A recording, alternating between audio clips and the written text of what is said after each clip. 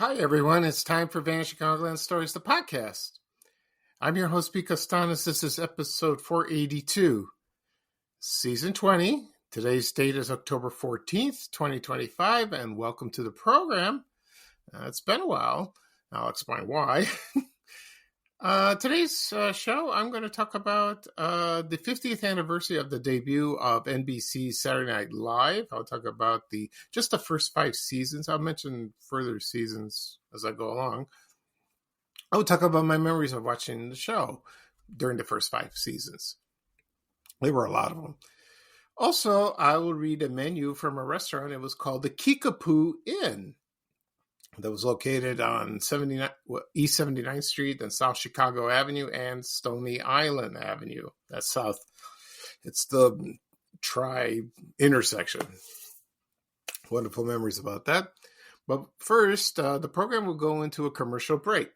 And this program is brought to you by Campbell's Manhandler's Soup. I remember this. And this is a commercial from 1978. Okay. I remember those very well. So sit back and relax. Let's go back to the late 1970s for Campbell's Manhandler's Soup from 1978. And I'll be right back with the rest of the show, folks. Thank you.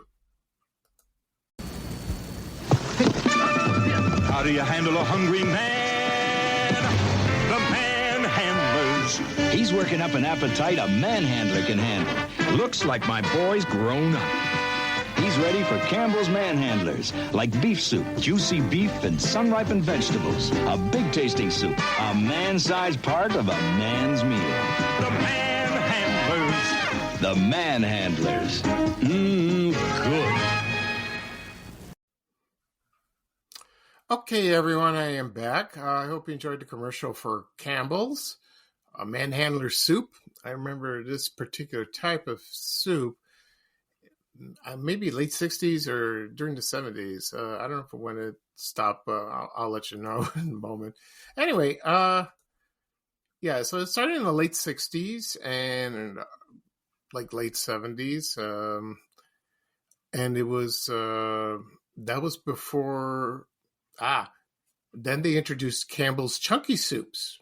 So they dropped the Manhandlers. Maybe there's a reason why. I suspect it's manhandlers and maybe sexist in a way. I don't know. Could be. Who knows?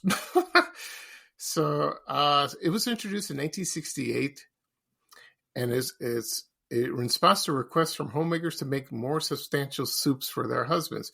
Maybe because men don't like soup. I like soup. I love soup, especially my favorite is, excuse me, the Greek one, avolemino. That's egg and lemon. That's my favorite. I love it. I can eat it every day. And they advertised, the slogan was, how do you handle a hungry man? The Manhandlers. So they were promoted. They had larger pieces of meat and vegetables to appeal to a man-sized hunger. I can understand that, because I'm a man, so I get hungry.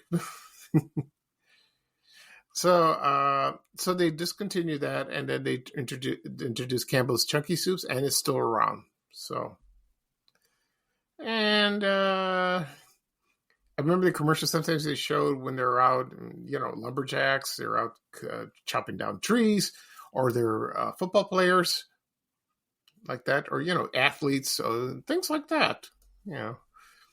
So, have I tried manhandlers? I think once.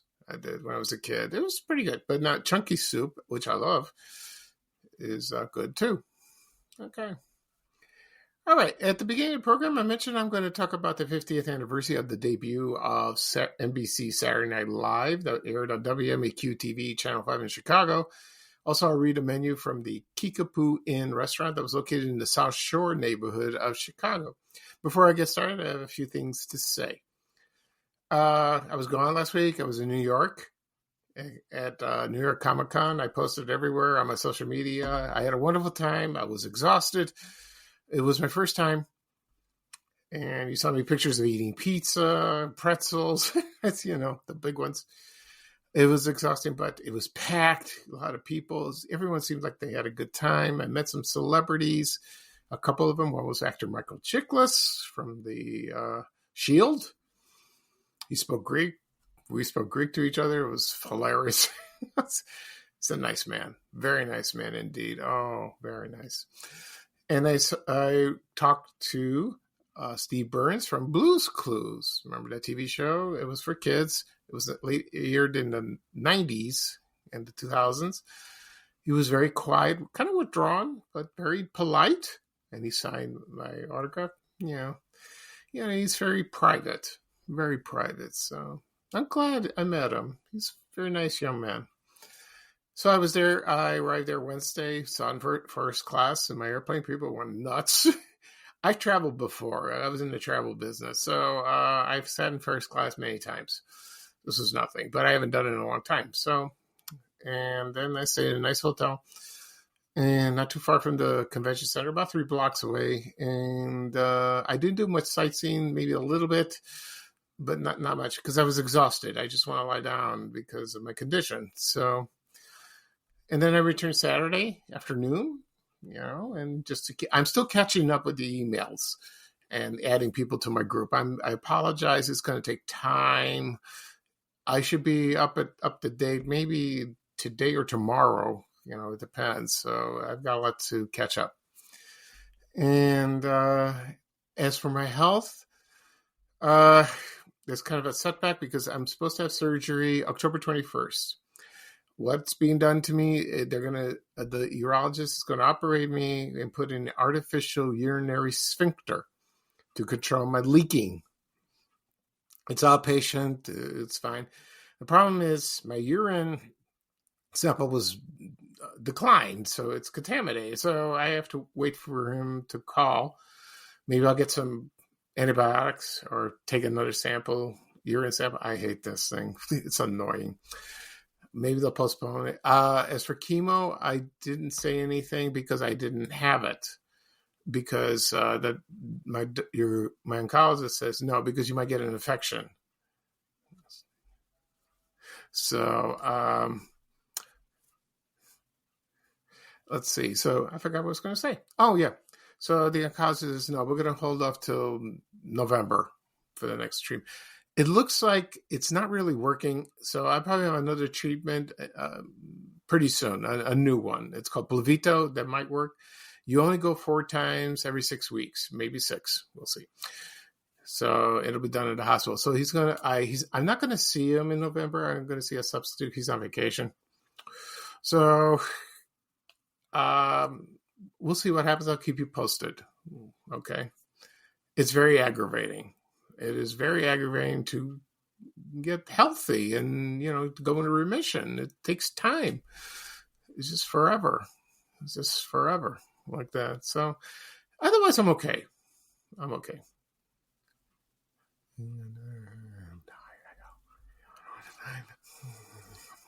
Okay. I'm sorry. I lost my train of thought. Okay. So now let's get started about NBC Saturday Night Live, which debuted October 11th, 1975. His first host was a comedian, George Carlin. I'm trying to remember, did I watch the first show? I think I did. I saw parts of it. It was very late. We didn't know what was going to happen. We don't know what kind of show it was. It was like a variety show. It was sketch comedy. A lot of them during that time bomb. They don't do very well. And but this caught on in a way, and it took time. And there were the cast members were new. We never seen them before in our lives. They were very talented. I'll get to them in a moment.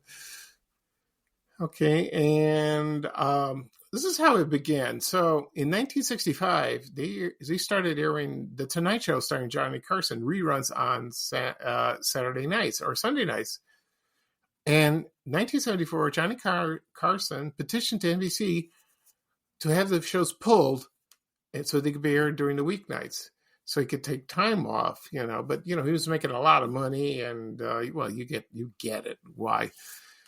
So somebody asked the vice president of late night programming. His name was Dick Ebersol, and then he approached Lorne Michaels, who's still there, to develop a variety show, and that would attract younger people.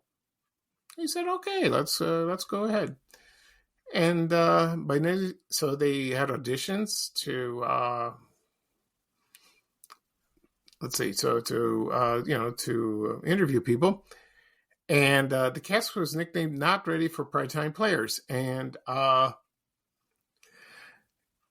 the cast was, of course, Dan Aykroyd, John Belushi, Chevy Chase, Jane Curtin, Garrett Morris, Lorraine Newman, and Gilda Radner. There were a couple other people I won't mention, but those were the ones we remembered the most. And over time, they grew on us, and they were very funny, they were wonderful, absolutely wonderful. And then I started watching the show as time went on. Okay. So about the fourth episode, it was hosted by Candice Bergen, Murphy Brown, and she was featured in most of the cast, and then the show caught on. And then they had breakout characters, like, for example, Weekend Update. Chevy Chase was the first anchor man, And let's see. So he did that. And he also did President Ford. In the beginning, he would say, "Live from New York at Saturday Night Live." I remember the time when he fell off the Christmas tree. It was hilarious. And there was Samurai. That was John Belushi's character. The Coneheads, that featured Dan Aykroyd, Jane Curtin, and Lorraine Newman. Oh, that was hilarious. And, of course, Emily Latella, which Gilda Radner. That was a famous character going, "Never mind." She also did Rosanna Dana. Oh my God, with the big hair. Like that. And there were so many sketches. And the Bees, remember that. Only the show did not have feature comedy. They had musical guests, and wonderful. The Muppets were featured earlier on, but then they were dropped. So I have the show on DVD, the first 5 seasons. So that was it, because there were no more released. So that's good. And let's see. So then Chevy Chase left in the middle of second season. He wanted to be in the movies. I remember the first movie he did was Foul Play with Goldie Hawn. I saw that. It was okay. And then they hired Bill Murray to replace him. And I'm glad they did. He's wonderful. And there's so many characters. My favorite is Land Shark, based on the Jaws 1975 Jaws movies. It was just some guy with a mask, shark mask, and he would ring the doorbell, and he would say "Candy Graham." Oh, I love it. It's so funny. It really is. Okay. As time went on, by the end of the fourth season, John Belushi and Dan Aykroyd left. John Belushi starred in National Lampoon's Animal House in 1978. That was a huge hit. It made him a big star, but he stayed on the show. But he was itching to leave. And then those guys started in the Blues Brothers in 1980. And so they had to find replacements, but the rest of the cast was still there. It wasn't the only thing I remember from the last season. They did the Barrel Arabs, was the Beverly Hillbillies, and it was the Arab family. That was funny. I love that. Excuse me. So, and then by 1980, everyone left. Everyone was gone. Oh, one thing I remember, Garrett Morris, when he did the news, he did the hearing impaired. Our top story tonight. I guess I'm laughing about that. They were wonderful. Then they replaced a new cast, and it didn't do very well. And Lorne Michaels left also, and it was replaced by some other person. I forgot her name. So it didn't do very well. One good thing about the new cast was they found 2 very talented men, Eddie Murphy and Joe Piscopo. Of course, Eddie Murphy. And so it took a while for Eddie Murphy to catch on, but he was wonderful, and it helps. And then they brought back comedians, and in the 80s, and then Saturday Night Live became very popular. I think in a couple of years after the main cast left, it was terrible. But if they released the DVD on the sixth season, I would buy it because I'm very curious how it was. I didn't see much of the show. I started watching in the mid 80s until the end. Now today, Saturday Night Live is more popular than ever. They keep changing casts. It's funny, but I'm not very familiar with the players because I guess I'm like most people that love the 70s. The cast, we have a deep fondness of that. That's why. Okay. So I do watch the reruns. There are clips on YouTube, and it's still funny like that. They had their 50th anniversary last year. I watched that. Most of the cast came. Others have passed away. Like Gilda Radner and John Belushi. Chevy Chase was there. Dan Aykroyd did not show up. No, he didn't. Bill Murray, I think he was there. Yeah. So it was nice to see people like that. So it's still a funny show. It really is. Okay. Excuse me. I'm going to take a quick break.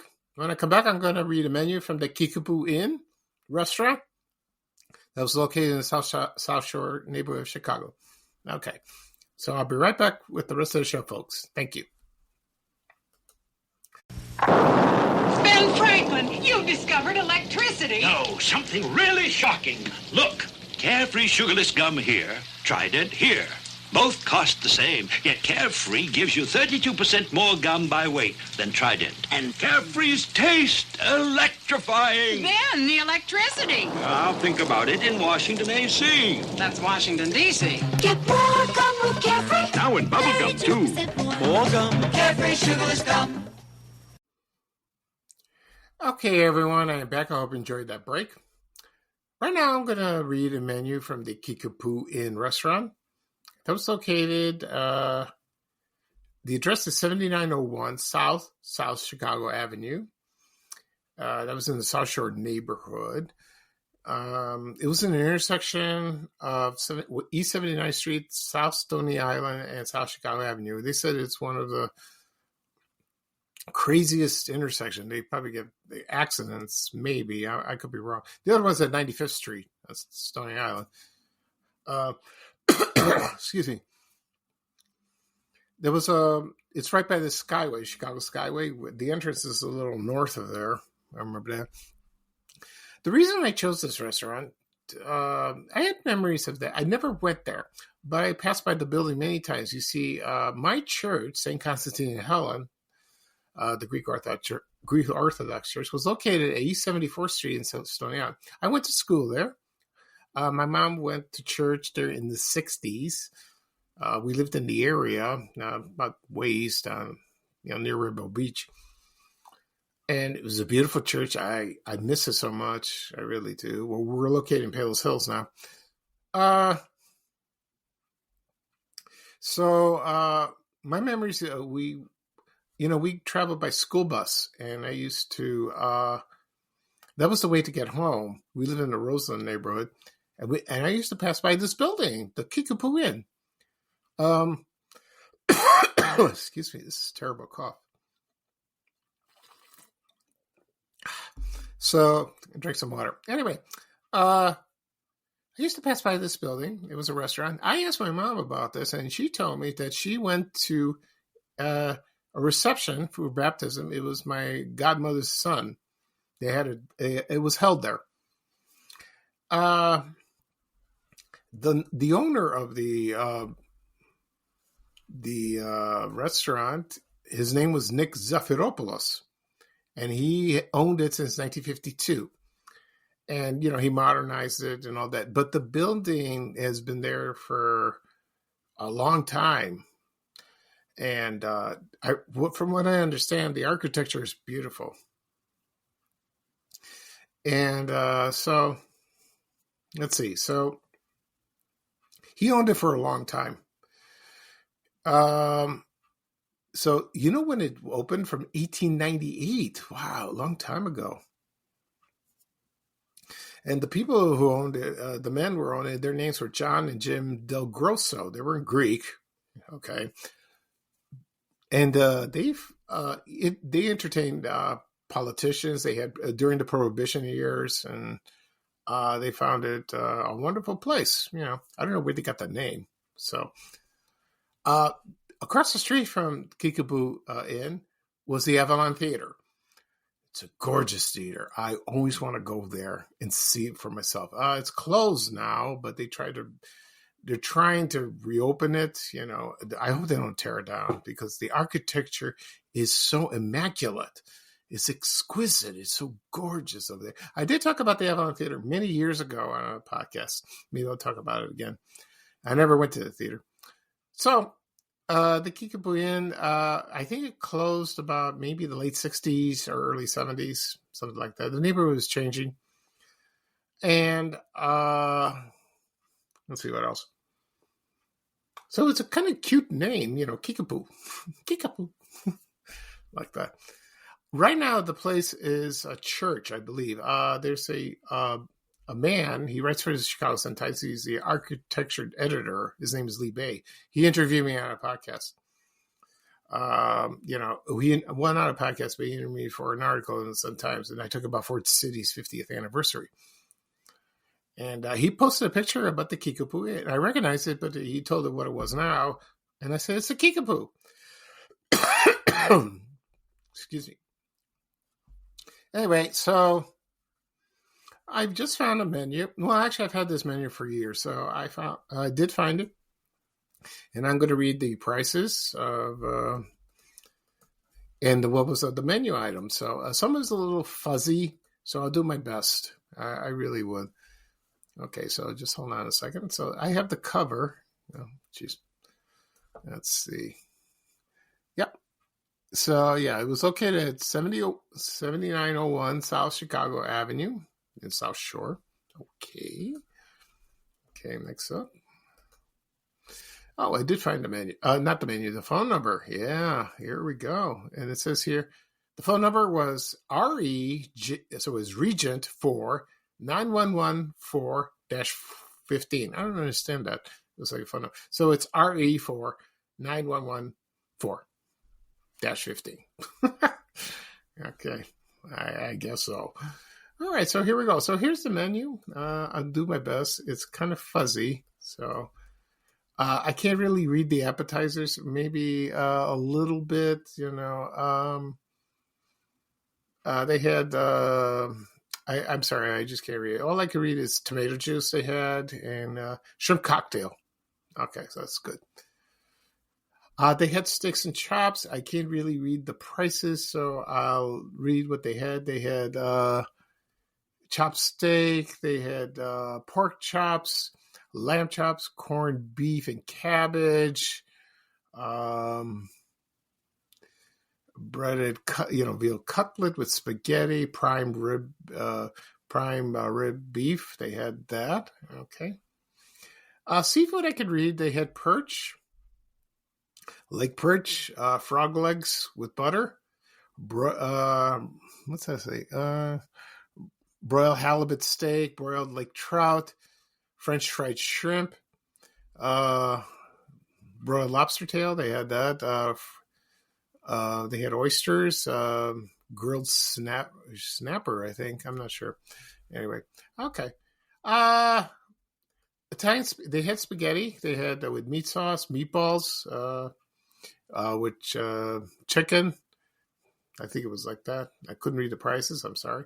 They had eggs, like if you get 2 eggs, with bacon or a Spanish omelet or a Denver omelet, they had that. And also with mushroom omelet. Also, they had sandwiches. They had sliced chicken, American cheese. They had the club sandwiches. They had BLTs, egg salad. They had that. Let's see. So they had corned beef, steak sandwiches, baked ham, hot turkey with gravy, A Denver sandwich, I'm not sure what that was. Pork chop sandwich, hamburger. They had hamburgers, cheeseburgers, roast beef, ham and egg, grilled cheese. Salads, they had combination salad, lettuce, sliced tomatoes, fresh shrimp salad, chicken salad. Vegetables, they had green peas, stewed tomatoes, asparagus, and stewed corn. Okay. Relishes, they had green or ripe olives, celery, sliced beets, coleslaw, cottage cheese, kidney beans salad, French fries, American fried. Oh, these are potatoes, French fried, American fried, hash browns, cottage fried, lyonnaise, and au gratin. So they had French fried onions. Okay, they had that. All right. Did they have dessert? No, they did not. No, they did not have dessert.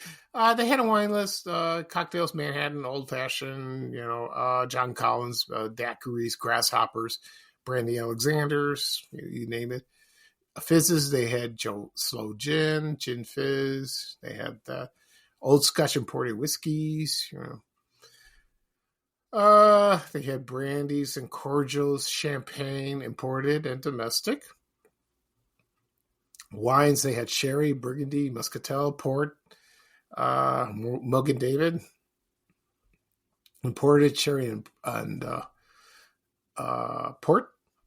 Okay, and bottled beer and, of course, imported beer. So I apologize. There's not much in, it's too fuzzy. But they also had, parties, which I mentioned, earlier. They, so if you want to book a reception over there, gee, I wish I'd seen a picture of that. It would have been cool. So, I guess not. So the Kickapoo is so cute. So I belong to a group on Facebook, the South Shore group. There were many people who used to live in the neighborhood, and they do remember the Kickapoo Inn. They had their parties there. One person mentioned that it was a hangout for CTA bus riders. That when they're done with their shift or begin their shift, they go there and have their lunch or their dinner over there. That was cool, like that. Yeah. Fortunately, the building is still there. It is still there. So the architecture is kind of like Arabic, like something out of the Middle East or something. So just like the Avalon. Yeah, like that. The Avalon Theater. Okay. So that's it for this show. I'll do a recap of what I talked about. I talked about the 50th anniversary of NBC Saturday Night Live that premiered on October 11th, 1975. Talking about my memories of the first 5 years of the show. Also, I read a menu, or tried to read a menu from the Kickapoo Inn that was located at 7901 South Chicago Avenue in the South Shore neighborhood of Chicago. This podcast will be published later on today, wherever podcasts are available. Apple Podcasts, Spotify, Amazon Music, Breaker, Overcast, iHeartRadio, Good Pods, Podbean. If you have those apps on your phones or your tablets, just tap on them. You tap follow, and you receive a notification. Also be uploaded on my blog, www.vanchicagoland.blog. They're listed there. You can click on the link. You can listen. Also, it'll be shared on my YouTube channel. And again and again and again, people ask me, where do I find your podcast? Where do I find your podcast? You can find it on YouTube. Just go to YouTube, type in the search, Van Chicagoland Stories. The podcasts are My Name Pete Costanes. And if you do find it, click subscribe. It doesn't cost anything. You can follow the rest of the episodes as you wish. You can listen on your desktop. You can stream it. YouTube is there. And when if you have an account or a Spotify, you can listen, or you can listen to in your car, CarPlay. Also, if you have apps in your car, also it'll be shared on my social media accounts: Facebook, X, LinkedIn, Reddit, Blue Sky, Instagram, Threads, and TikTok. I'll have the links. Okay, so that's it for this show. I apologize for not lacking more items in the menu. I will try to find a menu next time, more clear and with the prices. Okay.